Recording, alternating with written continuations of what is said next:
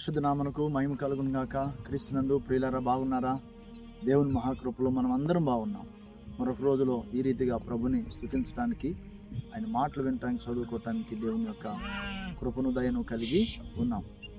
మరి ఈ రోజు కూడా మీతో ఒక మాటను పంచుకోవాలని ఆశపడతా ఉన్నాను.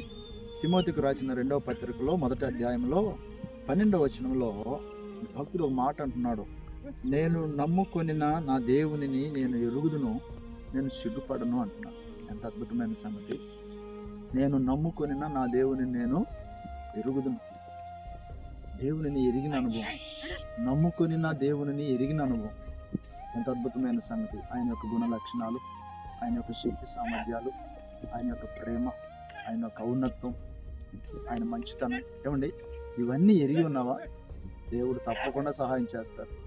నీ పట్ల ఉన్నతమైన తన ప్రణాళిక నెరవేరుస్తారు.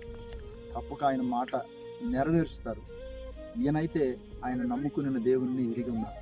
మరి నీ ఎరుగుదు ఆయనను. ఆయన ఎరిగిన అనుభవం అయితే నీ స్థితి ఏదైనప్పటికీ నేను సిగ్గుపడవని దైవలేఖను సెలవిస్తాను. తప్పకుండా అద్భుతం జరుగుతుంది. దేవుని మీద ఆధారపడు. దేవునికి నమ్మకస్తురాలుగా జీవించు. దేవుడు గొప్ప కార్యాలని పట్ల జరిగిస్తారు. ఆమేన్.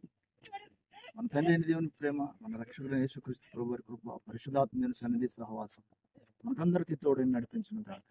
ఆమేన్.